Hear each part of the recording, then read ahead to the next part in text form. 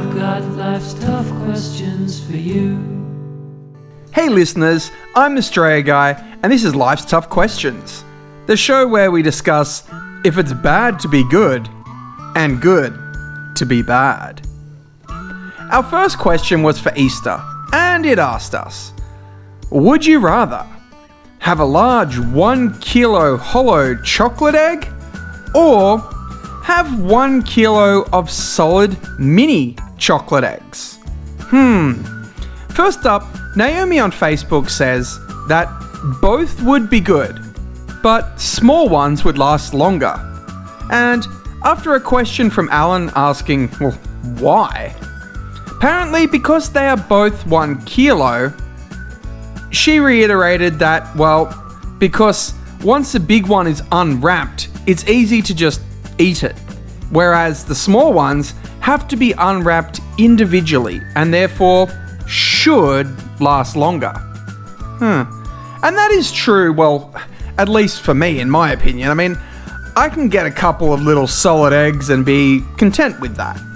But I need like an entire head of a rabbit if it's hollow for the same kind of effect. And Reddit user AllGone79 says, can we just be honest though? Egg chocolate is the worst. I think they make it out of leftovers. I'd rather just get a share-sized dairy milk. And no, you cannot have any. I do love some like just simple chocolate and that too, but actually I don't think Easter chocolate tastes worse. I don't know if it's the chocolate in his country, but actually I really enjoy certain companies' Easter chocolate.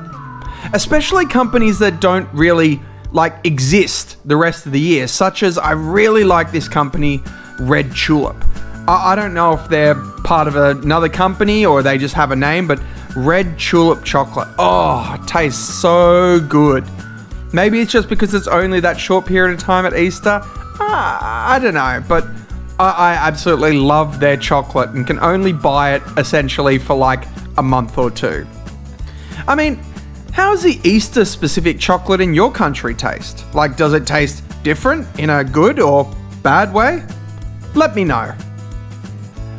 I think out of all of the comments there though, I really like Alan's comment on Facebook saying, look, cracking a hollow chocolate egg is one of those nostalgia things that I can't escape, even if it's rarely good chocolate.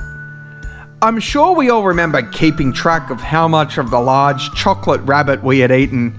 When you get to the feet, it's time to be sad. And yes, 100%, yes, Alan, I love the feeling of cracking the egg. And yes, I always begin at the head too and work towards the feet. It actually, thinking of it actually reminds me of my youngest brother actually used to get really upset if you ate the heads off things like chocolate Freddo frogs and that. So we had to all eat the heads secretly. And in that case, we actually had to eat from the feet up because obviously you had to get to the head last and not be eating it. So it makes me think about that situation. I personally love hollow chocolate with some milk. And just as Libby says here on Facebook, the thin chocolate in the hollow eggs and rabbits just tastes better. And she's actually given us a funny picture here of two rabbits with bites taken out of them. How was everyone's Easter? Did you eat a lot of chocolate? No chocolate? Let us know below. Okay, so our next question is shared from the Reddit page, posted from Just a Little Me, who apparently, since I got excited about this post, has now been removed from Reddit or something? Anyway, I will share their post as it was interesting, and their original post read, "And you died. And see this. What do you press? And why?" And you've got the options there of new game, spectate, and exit.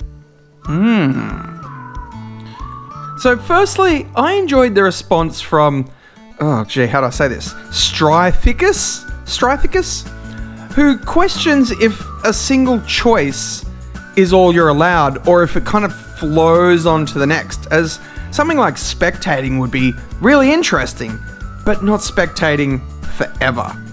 And he also questions, what is exit? Am I stuck in a virtual world? Am I a computer simulation myself? Am I just a cat tripping on catnip? and Yadalax wants to spend a bit of time on a new game so he can play over and over, so he can polish that kind of perfect life until he just perfects everything exactly the way he wants it. And You Persian likes the concept of restarting and trying things a little bit differently. It's kind of like how you play a game taking care to be a good person, and then once you kind of enjoy that story, you do a reset and you go on like a genocide, kill everything, who cares run the second time, just to see what was different. This question actually reminds me a lot of that Rick and Morty game at Blips and Chits called Roy, A Life Well Lived. Living an entire life and then getting like a game over, coming out of the simulation and being like, where's my family? Where's my kids? What's going on? Like, that would be crazy. I like the concept of spectating and being a ghost, kind of like looking around at things and seeing what existed in the world, maybe that I didn't notice before. But as that Strythicus said, you don't want that forever. And that being said, I'm also really drawn towards the exit, as what is exit? What is existence then? So many questions come forward. It's like this old movie. It was, I think, 2000, early 2000, maybe 2001. It was called Avalon, and it was like The Matrix meets Blade Runner meets like Battlefield or Counter-Strike. It was a pretty good film, and it was actually worth watching. So go have a look and see it if you're interested. But essentially, it covers that whole, if VR reality exists and it's so real, then how do we know what is actually real or not? Like, you know, it's that kind of viewpoint. And it was just really interesting movie to put in that perspective. And it has some pretty cool scenes with like lag and like different people like hackers and killing people and that on a game, and people dying in real life. It's definitely, as I said, worth watching. And for sure, this question that was asked, it was a good one. So it was sad to see the question disappear after that. I mean, or maybe, did they get him? Is that what happened? Was just the little me onto something and then the AI got him? Are we now in a program? Let us know a beep below. Okay, so the next question will be a first for Life's Tough Questions, where I do more of a merger question, because two of these questions are very similar. So part one comes from our Reddit page, from Scrimguard. I don't know if that's supposed to be Skyrim, but just Scrimguard. Anyway, asking, would you rather be good or evil? And the second comes from Benno on Facebook, asking essentially the same thing, but he bonuses up that evil choice with eternal youth and immortality. So you could be good, or you could be evil with eternal youth and immortality.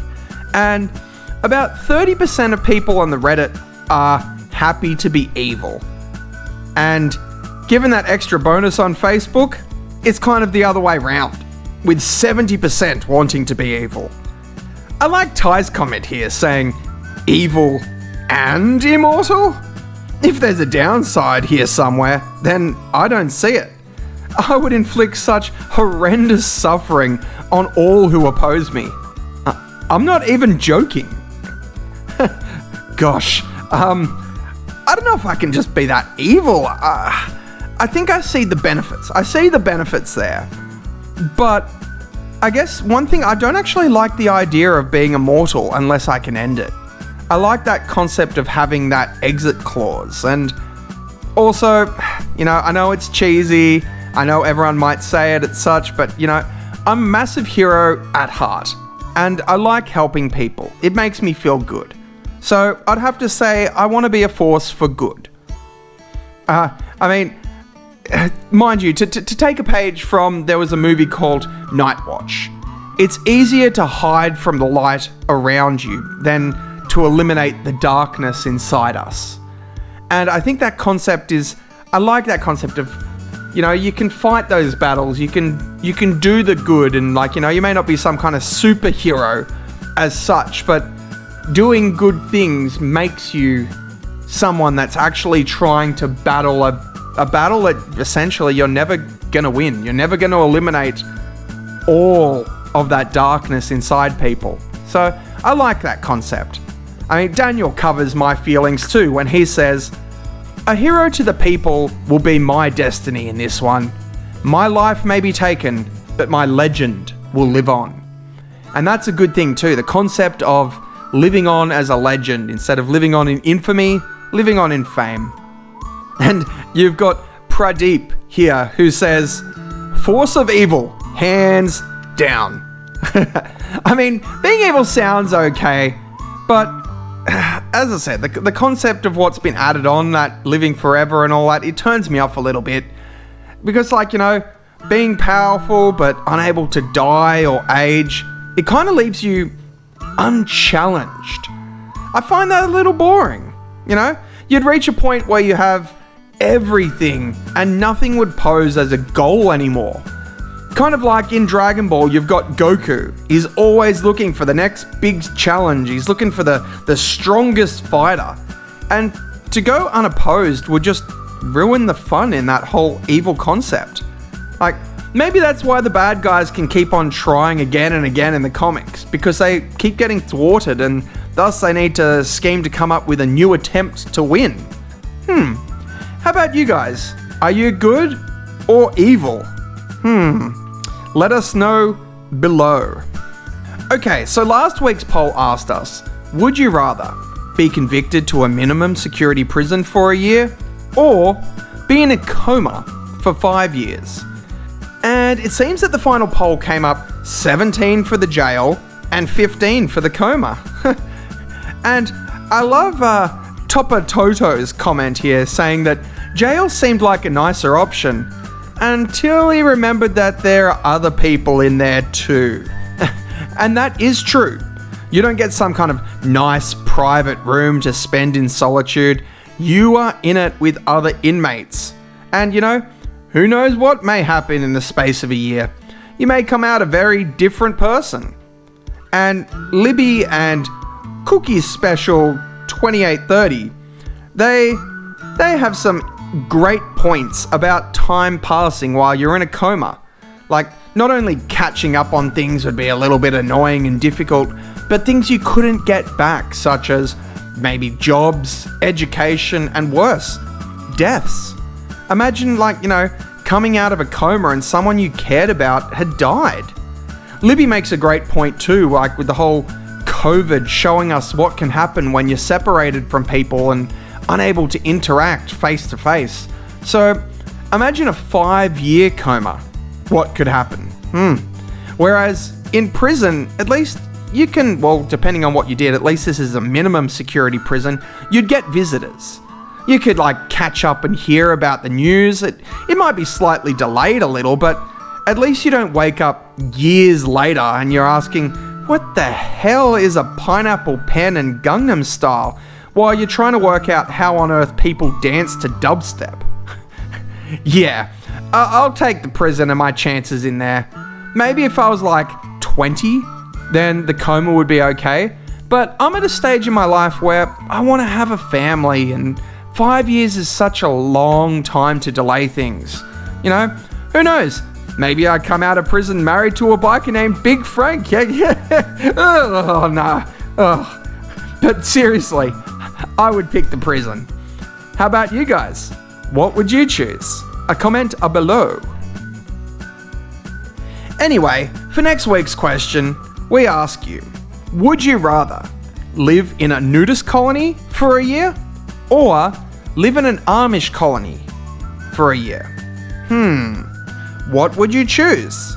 Leave your answers in the comment section here or head over to the Facebook group and comment and place your vote, and we'll see who's in the majority next episode. Don't forget, we've got that Reddit page, so if you don't want to post on Facebook and would rather be anonymous with some interesting username, then head over to the Reddit page at r/Life's Tough Questions. So if you're keen to possibly see your answer pop up, then like, comment, and subscribe, and get posting and replying with more of life's tough questions. I'm the Stray Guy, and I don't have a clever sign-off. Would you rather stay inside for all your life, or fly around the air 100 miles as a knife? I wonder what it is that you would do. That's why I've got life's tough questions for you.